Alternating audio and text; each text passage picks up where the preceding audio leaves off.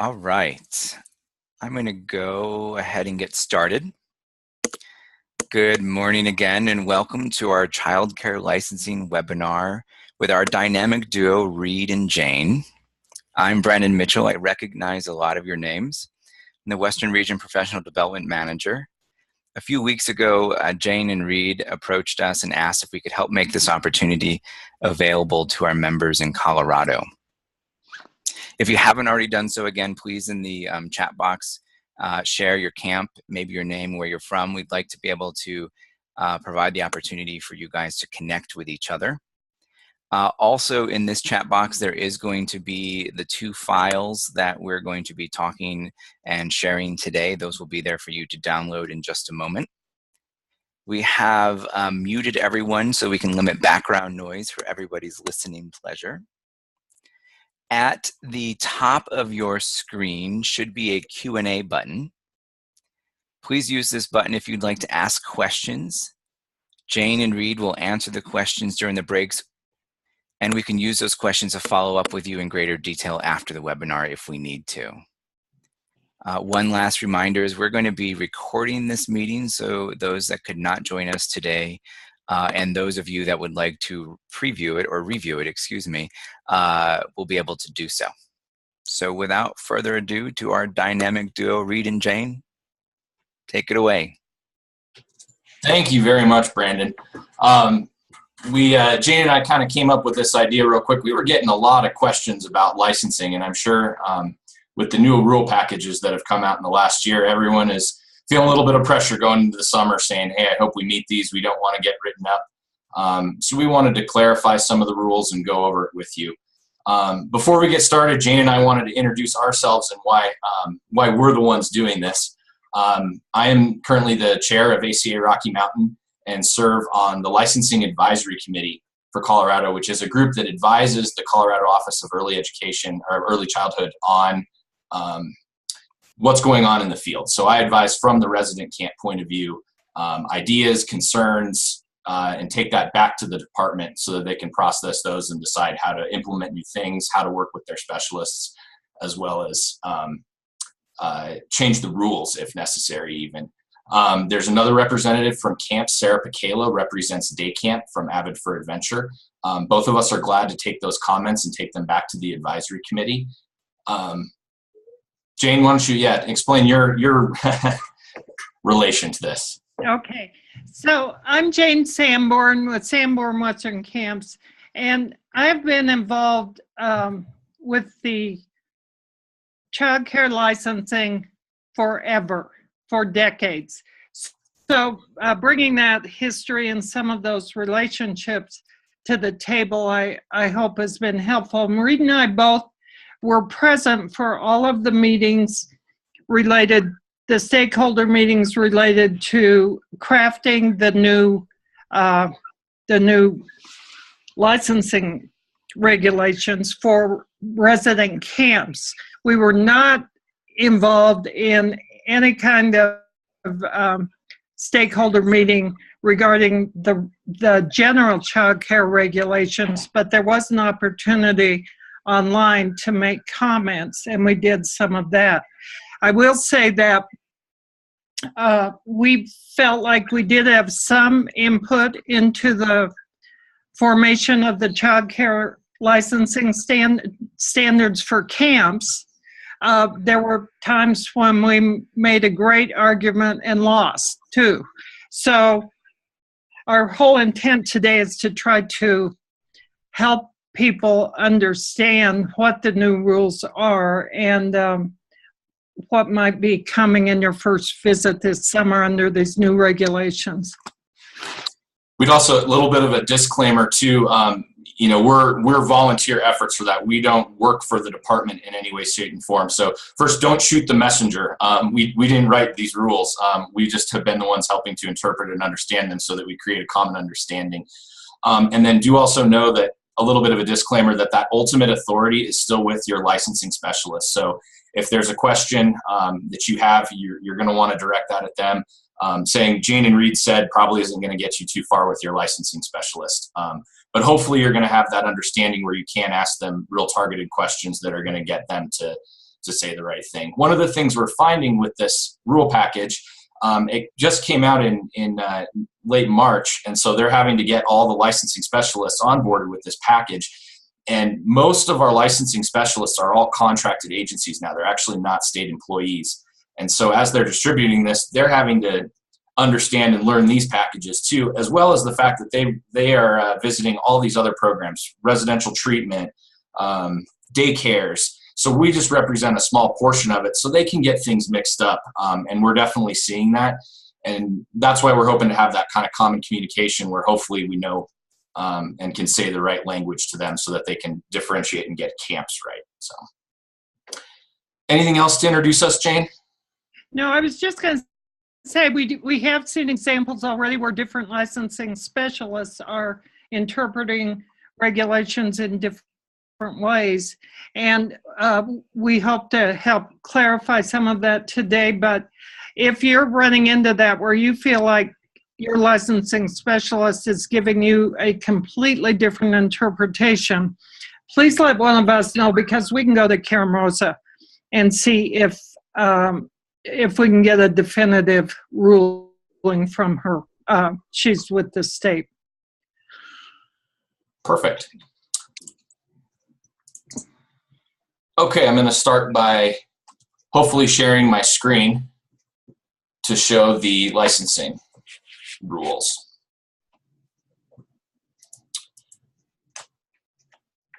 We're going to start today by starting in the general rule package. If you remember, as camps, you're responsible for 3 different rule packages: the general rule package, the resident camp rules, and the rules for special activities. Special activities have not been modified, so we're not going to be talking about that today. We're just going to be going over general rules as well as the resident camp rules. So with that, we're going to go ahead and bump down and start on page 14 with background checks. Jane? Yeah, those of you who have been in camping for a while will remember that we have had in the past an exemption for doing the trails check or the Colorado child abuse check for staff who were with us for 90 days or less. And that was because we have so many staff from out of state, and our point was always, it is silly to do this Colorado only child abuse check, or also called the trails check, for staff who have not even been in Colorado prior to coming to work for us. They have changed that, and they are now requiring, and you can see where Rita's highlighted this, out-of-state employees operating under this exemption must be supervised at all times by a staff member who has successfully completed all background checks. Now, that may work in some of your situations where you can ensure that a staff member is supervised by a staff member who's had all the background checks. But I know in our case, we're just going to have to get the trails check on everybody because it doesn't work in our situation. Related to that is the Cbi and Fbi checks. And we have, we also had an exemption from doing those checks for staff who were only with us for 90 days. And that was based originally on the fact that it was taking us a year to get FBI checks. That's for out-of-state staff who were with us for less than 90 days. They've changed that in the same way. They must be supervised at all times by a staff member who has successfully completed all background checks. We have, and I think a number of other camps have been getting these Cbi and FBI background checks on all staff for the past number of years because the turnaround time is now much better and we are getting those FBI checks back in a pretty timely way. So this may impact some of you who have not been doing that, but those both related to the trails check and the CBI, FBI fingerprint checks are a definite change.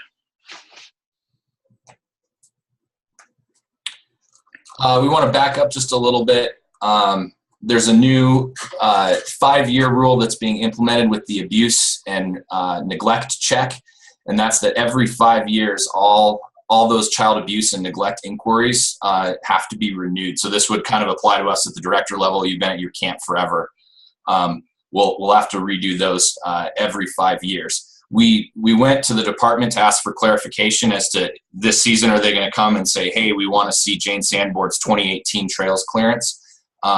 And Jane, jump in here, but it's our understanding that they won't be looking for the clearance letters for the 5 years until 2023. So it starts this year. So at 2023, we'll need to be able to see those. Right, they won't enforce it until 2023, is what Karen said. And this not only, it's funny because it's not in these rules, but they just sent out an email last week. They are also going to require a 5-year check for the CBI and FBI background checks. Well, as you know, the CBI check is a tracked check. So if we have someone through the CBI and they commit a crime after they've left camp, we will get that information, but the FBI is not a tracked check, so they want everybody to renew those FBI checks every 5 years. But again, they would like people to start preparing for this now, but they don't intend to enforce it until 2023. Couple questions here from Douglas is asking, can we clarify what supervised means to CDHS? When we asked about that, they are looking at people that are going to have that one-on-one, anybody that would be involved with the child one-on-one is what we're looking at. But that is a good example, Douglas, where I would actually call your licensing supervisor, verify that. We've asked, and that's the answer we've gotten from the department, but you're going to want to clear that with your licensing supervisor. And then Sarah asks, what is your suggestion to ensure that these background checks are back prior to starting work seasonally? Some camps ask their staff that they need to get these background checks done in advance. They either send them a fingerprint card that has the necessary information so that it gets filed back into their system.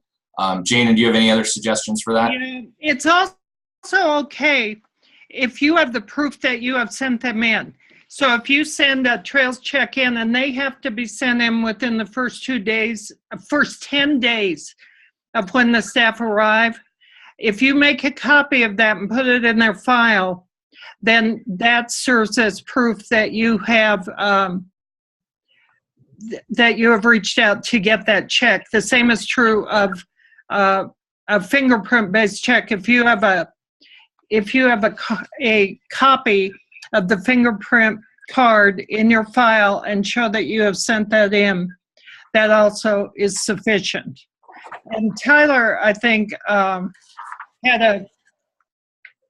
he realized that it does say in there that you need to keep a copy of the fingerprint card in their files when you do send those in. So keep those forever, I guess. Don't throw them out.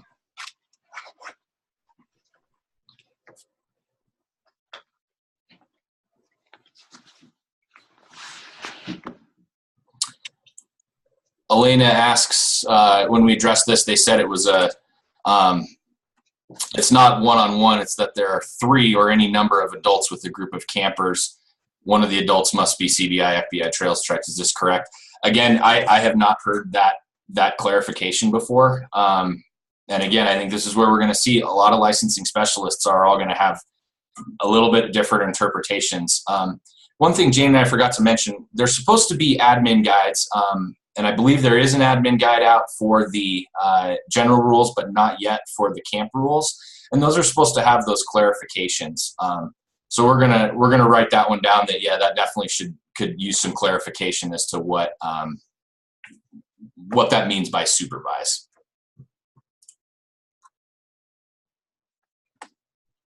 Okay, next we're moving on.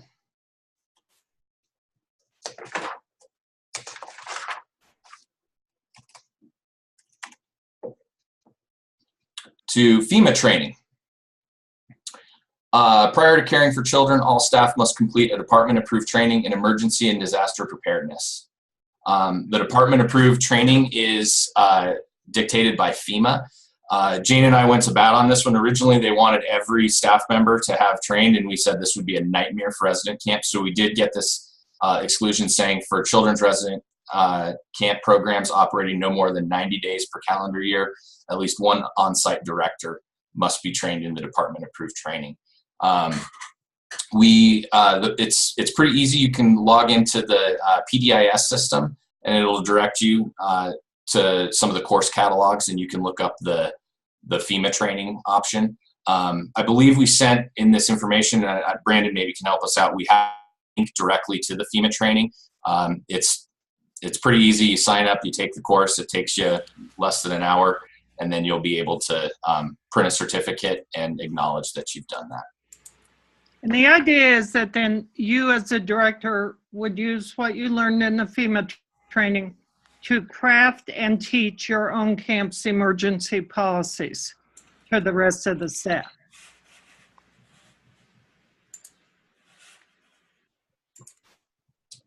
I do think in general, and we'll see that some in the camp regulations, they're going to be looking harder at our emergency policies as when they do their visits this summer.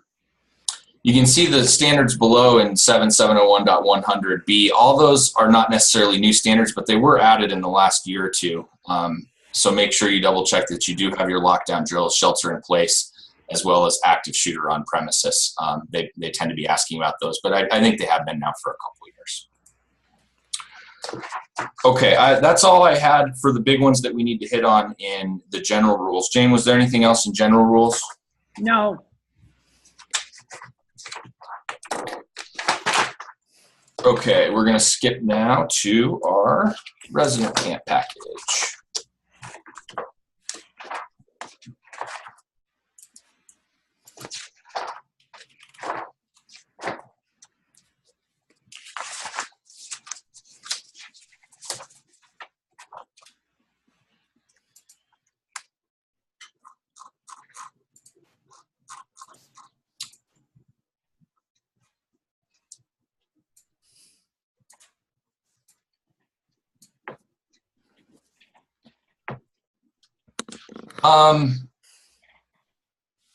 First big one is they changed and clarified the language in reporting into what constitutes a lost camper. That's this D right here. Camp must submit as soon as possible, but not longer than 24 hours to the State Department a written report about any camper who has been separated from the group, etc.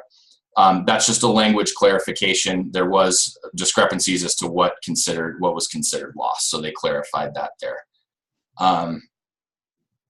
Moving on into 721. This one was a big one for us. The old rule that a counselor had to be 18 years of age, they've now modified this rule at our recommendation to also include 17 years of age and graduated high school or have a completion of a GED, as well as the interest in children.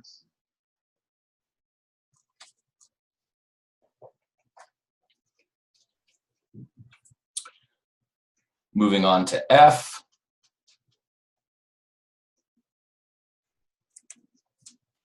This is where I think, again, they may be looking more specifically and more carefully at our emergency plans. A big one here was in the case of the trip travel camps, these plans must accompany the campers and staff as well too. 7.7.11.21, camp personnel. In A, they've added a little bit of experience requirements for the director. So you can see 21 years of age, and then the new requirement being 12 months or equaling 1,820 hours of verified leadership experience in an administrative or supervisory position with groups of children 5 years or older.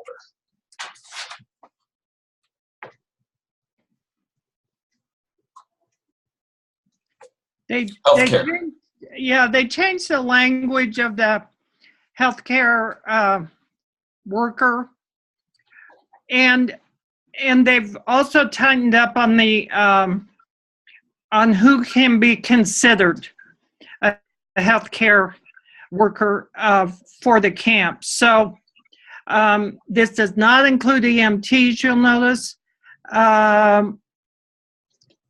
although it may. This is a very good one if you have any question to reach out to your own licensing specialist. EMTs do not have medication administration authority, so there are just limitations in the scope of practice of all these people. In B3 here, in order to administer the medications, they added that department-approved med administration training.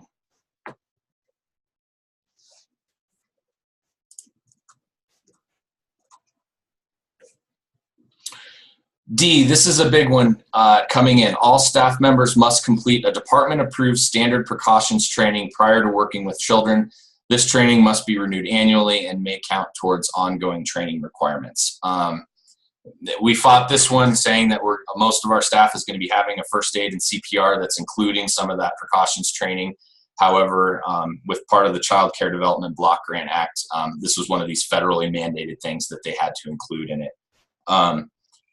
The way that the standards precaution training works, there's a couple different options. There are some department approved vendors that you could get to bring into your camps to do that training.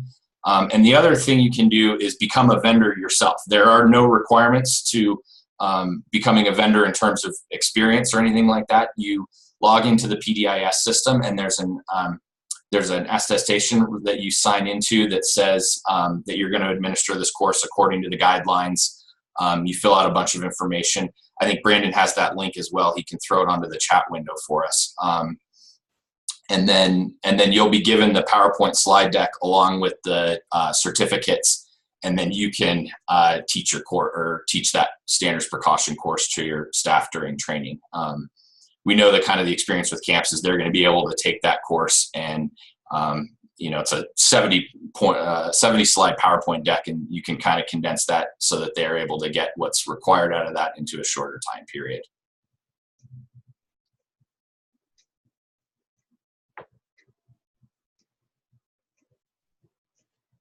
Clay says, note the number of the standard you're into. Actually, you could also send out your highlighted version. Yeah, I definitely can send out this highlighted version to everyone. After this is over. I'd probably goof it up right now if we do it. Any other thing, Jane, about standards precautions you want to add in? No. I think it's pretty easy to get someone on your staff to become a vendor, and then they can do the course for the rest of your staff.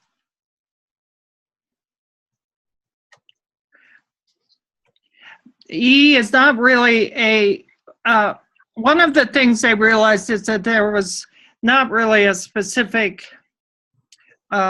percentage level of number of people with first aid certification that was needed in resident camps, and there were in school age daycare programs and other programs, so they added that. The language regarding 30 minutes away from emergency medical services, that was in the old regulations, actually.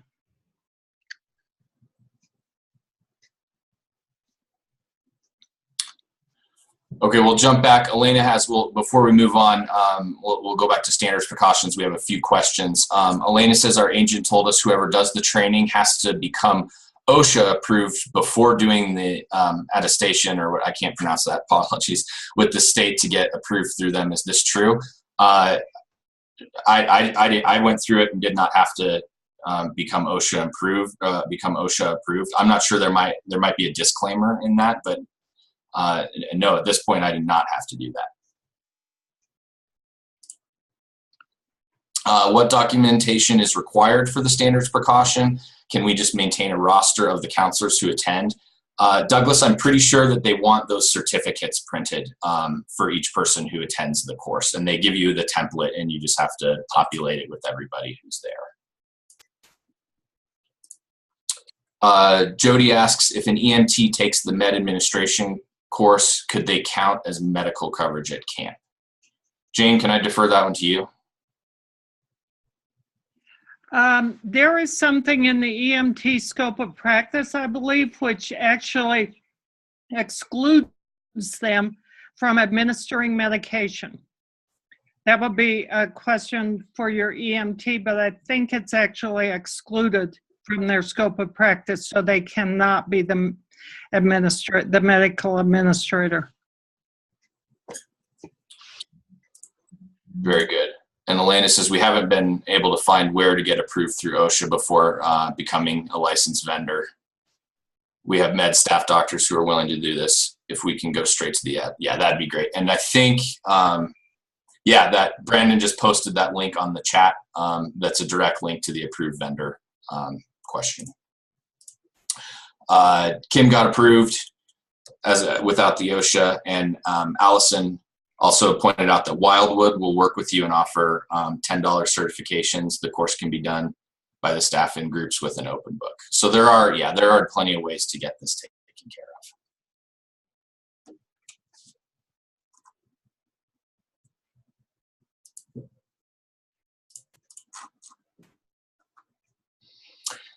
7-11-23B. This was a supervision thing, and we brought up how a lot of programs will do sleep alone options. There used to be a rule that demanded that there was supervision in the programs, and so the rule was modified that children may sleep alone for specific program functions such as solos or survival experiences, and then only when regularly monitored pursuant to the camp's written program. The camp's written program must include an audible mechanism for a camper to alert a staff member who is able to immediately respond. So we were able to get in the language that would allow for solos. And they are really thinking that whistles are an audible mechanism. So if children on those kinds of experiences have a whistle with them and can immediately get in touch with a staff member in the area, that is sufficient.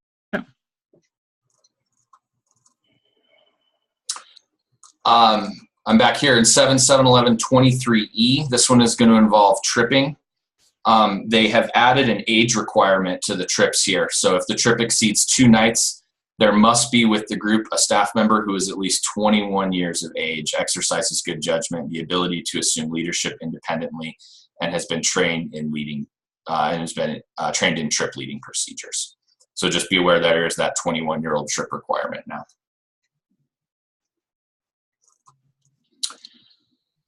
Moving into healthcare, 7-7-11-31B. This one, they originally had, at the time of enrollment, the camper must submit a health history. And we pointed out that in some cases, campers enroll a full year ahead for the next summer. So they changed that to at least 10 calendar days prior to admission. Each camper must furnish a health history.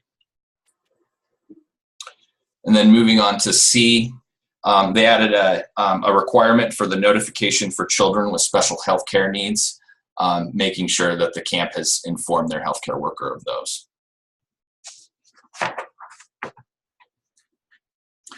In E, the camper must submit documentation of immunization status or exemption as required by CDPHE. This is one we wanted to point out. They cleaned up the rule, adding the CDPHE. This is where our immunization forms are supposed to all be on departmental or CDPHE approved forms. We know that this is incredibly problematic for camps. We're getting kids from all over the country, and it's pretty difficult. The CDPHE acknowledges this. We've had a lot of extensive talks with them. Unfortunately, it's written into law that those immunizations have to be on a Colorado approved form. So we're going to continue to try to work with them to get this one easier on us. So far, I haven't heard of many camps that have been written up for this from the licensing aspect, but I haven't been able to gather data on whether or not their county, like if your health department, county health department, is catching you on this. This really is one that's supposed to be taken care of by the health department rather than the licensing department, but we'll see what happens this summer.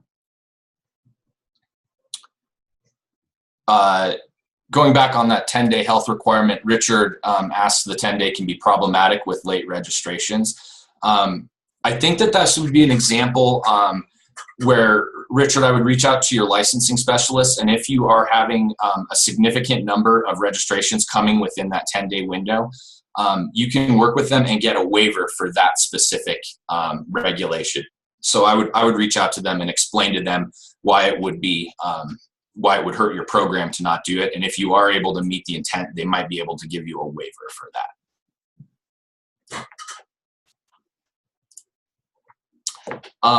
Moving on to F here, upon arrival or within 24 hours, each camper must be observed by camp staff trained to do so to identify notable evidence of any illness, communicable disease, or signs of abuse. The camp healthcare worker must meet with campers that have special medications, health procedures, special diet restrictions, known allergic reactions, chronic health conditions, or any known physical limitations. They just wanted to clarify the exact reasons why a healthcare worker would need to meet with them. So that's new in your health screening procedures, those specific things with the medications and health procedures, diet, etc. Still in healthcare, J. Yeah, let me,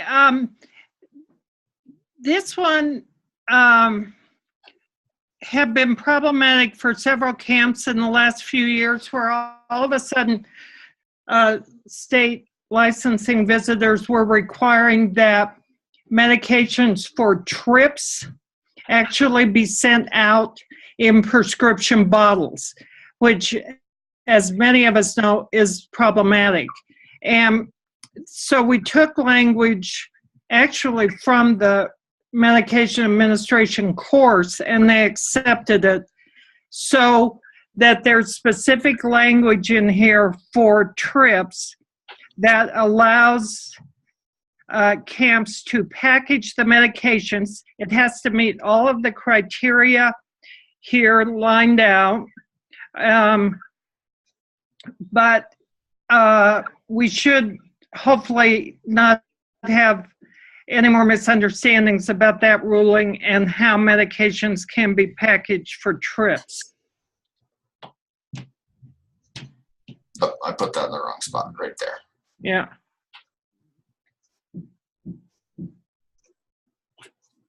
There was another one from this, Jane, I thought I needed to bring up. Okay. No, never mind. I'm wrong.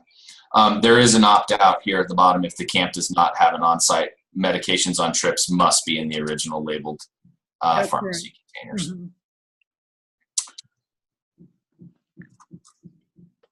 How do I get rid of that? Okay, these ones I'm not a big fan of. We're still in healthcare. 5, topical preparations such as petroleum jelly and bug sprays may be administered to children with written parental authorization. These preparations may not be applied to open wounds or broken skin unless there is a written order by the prescribing practitioner. So this appears to be another situation where we're going to need to add into our release agreements or health agreements, things like that, some of this language if your counselors are putting bug spray on kids.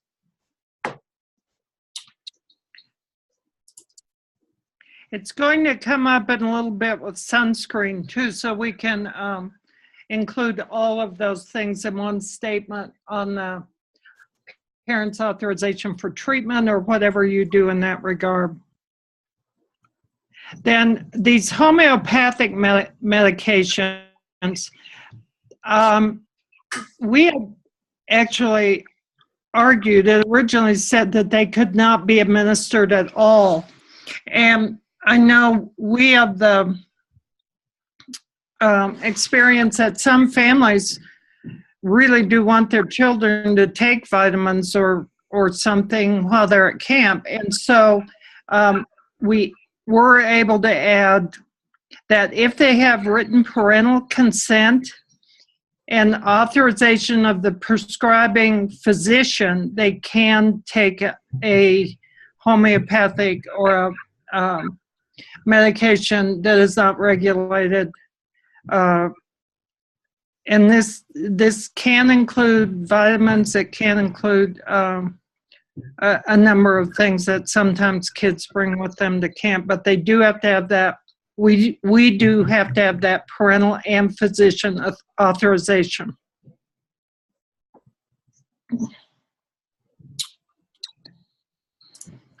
K is really problematic, I think. Go ahead, Breed. Okay, standing orders for over-the-counter medications must be updated annually and are only allowed with parental permission when administered by a physician or RN. So this is your Advil, Tylenol need to be included in your standing orders, which, yeah, unfortunately, that's very problematic.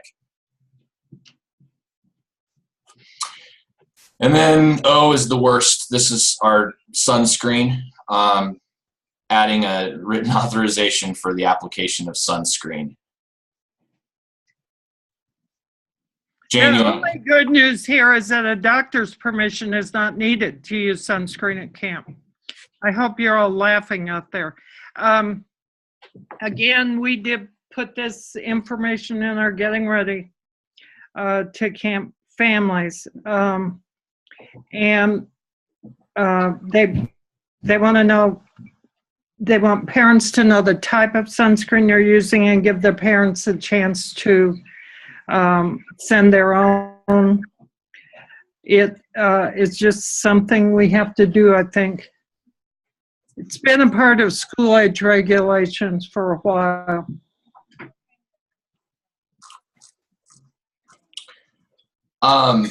In 771133, security practices.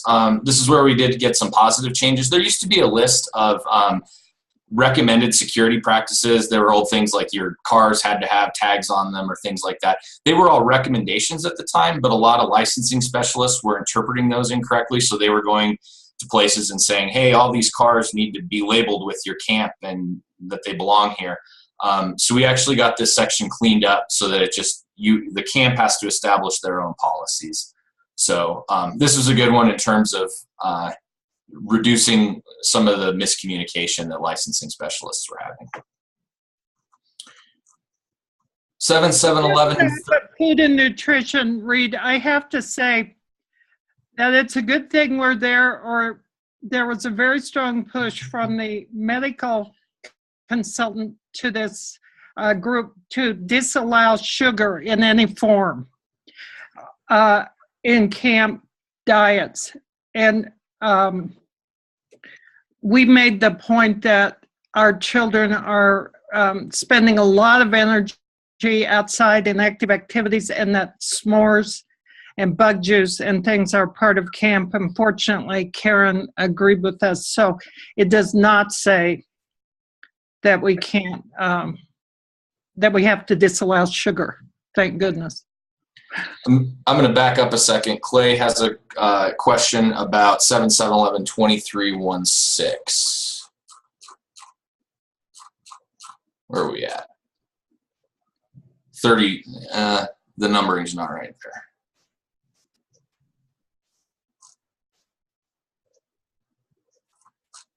Is it it's related to the homeopaths.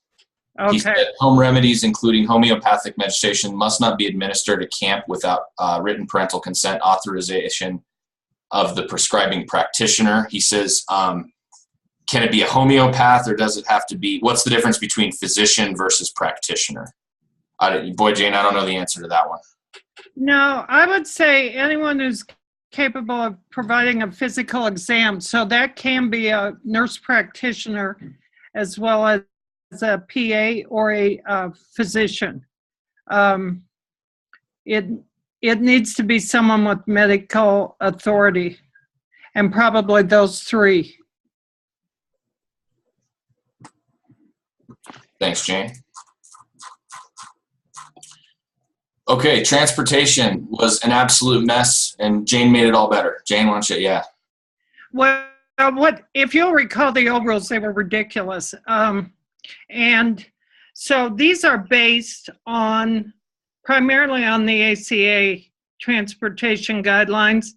They do require now a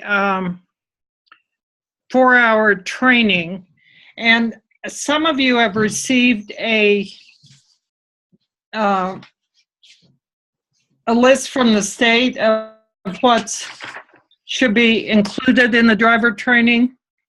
A lot of it is, the number 4 here is Colorado law. Children under the age of 8 may not ride in the front seat, and children under 8 must be secured in a child restraint system. So that's Colorado law. A lot of there were some things that were in the old regulations that they wanted us to keep, and so it's a little bit of a combination, but now it's really very much based on the ACA standards. So I think most people will find it easier to understand and easier to meet these regulations.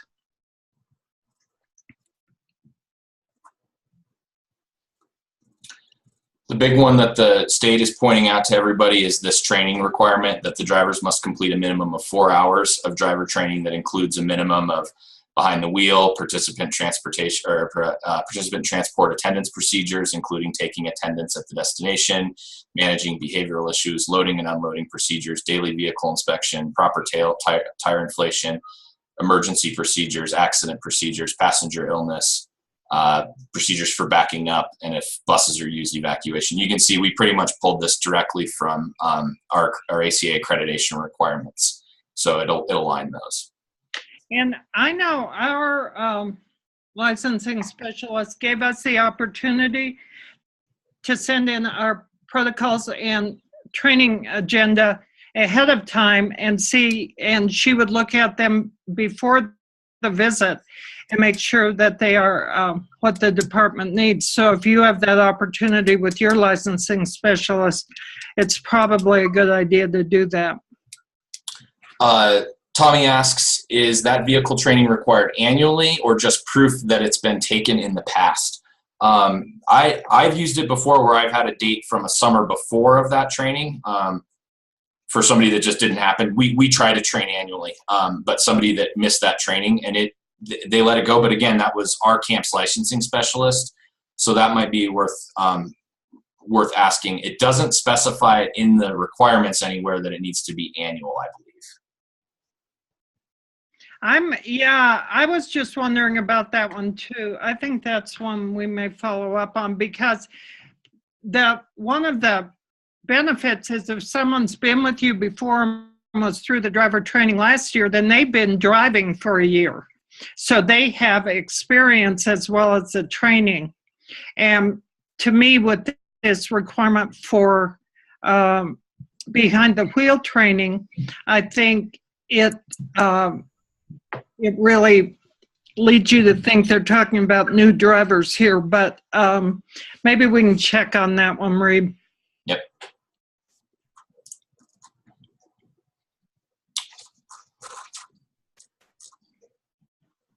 One thing under, you'll notice, and it doesn't appear as a change, it's actually a removal. We were able to remove the requirement for staff to have a health exam physical. So now staff only needs to be able to provide the health history. They don't need that physical exam anymore.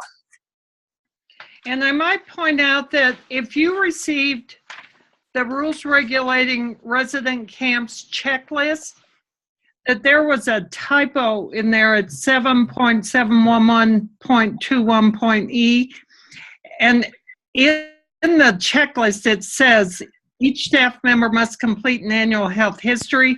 New rule, health history does need to be signed by a physician. We have pointed that out to Karen Rosa, and she says it is a typo.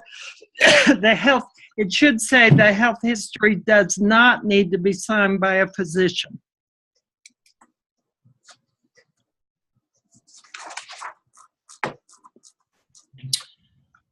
There was a little bit of work, so now we're into campsite 7.7.11.51, and I'm going to jump down to number 9, 10, and 11 here. all these are is that they clarified what resilient surfaces are. They've been writing these up for quite a while, saying that people needed more resilient surface. So they just clarified what consists of those resilient surfaces, and how deep they need to be, and what equipment it needs to be under.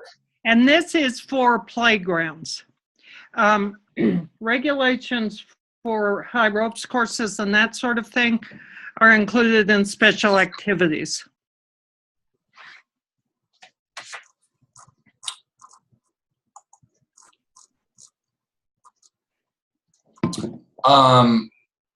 Sleeping facilities, 771152I. They just had a language change here. No camper shall sleep in the same room or tent with any person of the opposite gender, except for members of his or her own family. We advised the department not to go near this, but they felt it was important to address this. So they changed the word sex to gender, and that's how they dealt with it. Moving into toilet and bathing facilities, children must be allowed the use of gender-segregated toilet facilities that are consistent with their gender identity or have individual toilet facilities. Again, they just cleaned that up for this day and age. C, this one's just a little one. We wanted to point out hand washing facilities have to be provided. But they added this in new construction completed after April 1, 2018, or a change of governing body or extensive remodeling of the camp. The camp has to provide hand washing facilities adjacent to where the camp serves meals. So if you are doing a big renovation on a lodge or a dining hall, you need to make sure that that's included.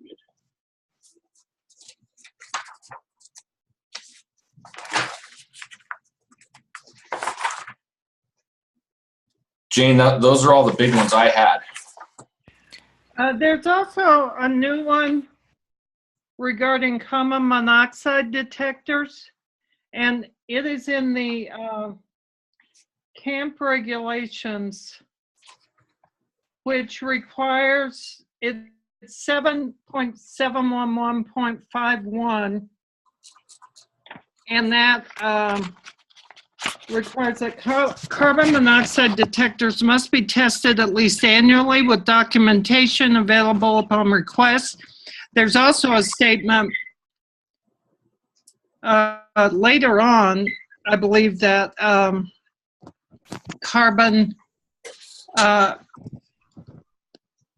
monoxide detectors that are only battery powered must be tested monthly. So that's a new interpretation, new rule. Actually, they had changed the criteria for when you had to have a carbon monoxide detector, and then the addition of this checklist, documented checking, is new.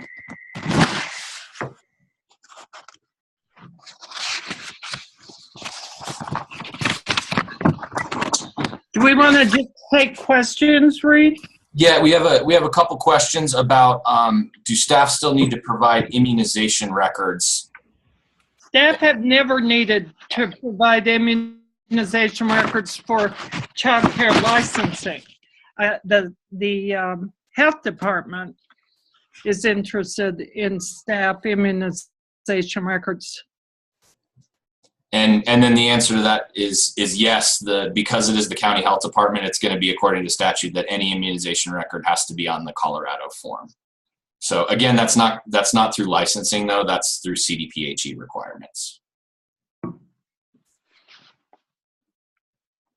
What else do we have? We got staff. Yeah. Any other questions people have?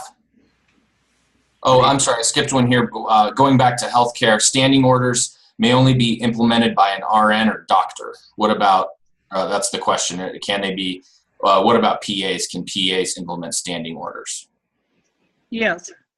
Yes. Oh, wait. An RN can't issue standing orders, I thought. An RN can, you know, that's a good question. An RN can definitely use standing orders. They can use them, but they can't. They can't issue them, no. Okay, yeah, that's. Mm-hmm. And I don't know about PAs, if PAs can be the one to authorize or implement standing orders. PAs can operate under them for sure. That's what a PA does. But Reed, I can get clarification from our Association of Camp Nurses and add that into the follow-up email. That would be fantastic, Brandon. Thank you.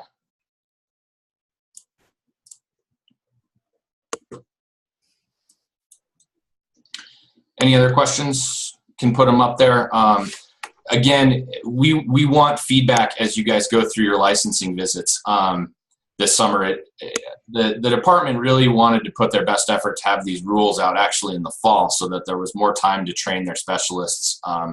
But they've got some bandwidth issues there that they're always trying to work with. So we want to get the feedback from you guys as you go through your visits. To share if you feel that you're getting something cited inappropriately. I'd like to take that back to the licensing advisory committee. If there is things that are inconsistencies, reach out to us and we can help try to get clarification straight from the department on that. Again, we are seeing a lot of variance in what licensing specialists are interpreting in these guidelines. There's one other thing, which is we can ask our licensing specialists to schedule their administrative visit. They can show up to inspect the camp at any point, at any time without pre-scheduling. But for the administrative visit where they go through records, there is some language from the licensing advisory committee that recommends that licensing specialists schedule these visits with camps. So if you're not getting a scheduled visit for the administrative portion, reach out to your licensing specialist and ask for that. And we'll make sure in Brandon's follow-up, we'll make sure to include a copy of of the highlighted versions of the social services rules. I'll warn you, it's a lengthy document because it includes the entire, all the rule packages. And then looking forward, the department will be looking in the future to look at the rules regarding special activities. And again, we will do our best to make sure that we're in the room and involved in that process to make sure that they don't get renovated in some way that hurts us. Reed, do you want to mention the fees? Yes, there's obviously been some questions in the general rules. You noticed that there was a big change in the fee structure. All of our fees are going up. What happened there is the department was operating very inefficiently in terms of what the money that was going in. The licensing fees were only covering about 6 to 20% of licensing costs per year. And with the grants that the department accepted, it obviously increased this. The federal grants that they accepted made it so that's why we're getting visited every year. That's why we're having to take on more requirements in terms of background checks and things like standard precautions. That's the way it's going to be. It's too bad that they wanted to accept those grants and that they wanted to get in. Have to accept all those federal guidelines, but that's the way. And so they wanted to pass on the costs as that grant money is running out. They had to pass the costs on to the camp. So we are seeing those. They want to recoup approximately 33% of the costs versus that 6 to 20%. And that's why they're going to increase those costs over the 3-year span. A common misinterpretation, there's a per camper fee. That is your licensing fee. So it's not like for your entire summer, if you have 1,000 total campers, you have to pay $2 per camper or whatever is according to your fee structure. It actually is just related to what your license number is.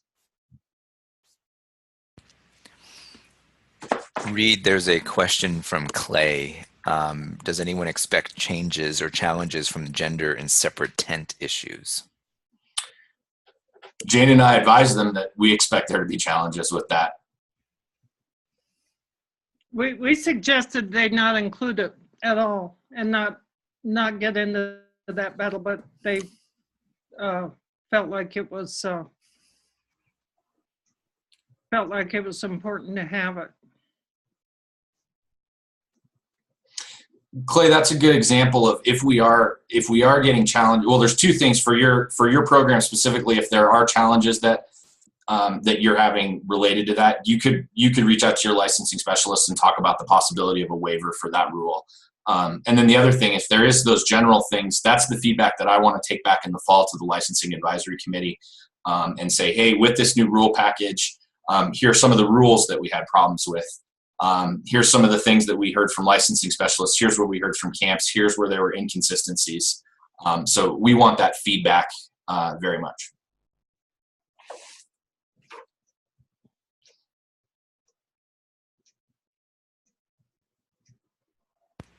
Okay, well, if there's nothing else, we got one more. Sarah, our county health department has written us up regarding immunization records. Other local programs do not allow the health inspector to view these documents due to confidentiality. How do you all handle this? Sarah, it's always been my impression that the availability of those records for licensing specialists, you do have to provide them because they are representing an authority. They have the ability to look at things that are confidential protected records like your HR files and things like that. Jane, do you have any insight? Yeah, I think the health department has the right to look at records. And I know it's specifically written into the child care licensing information that they have the right to look at records, and I believe the health department has the same right.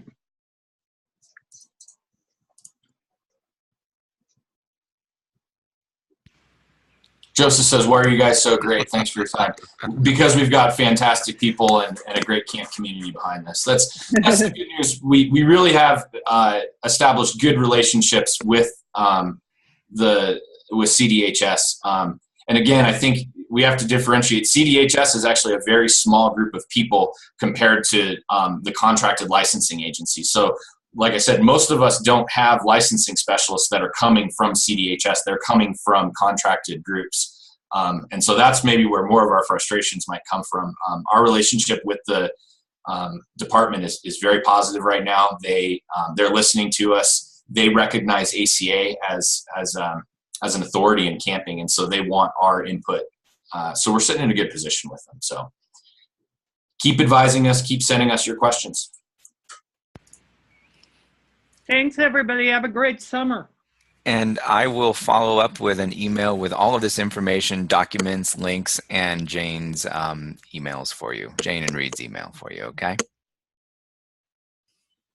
Perfect.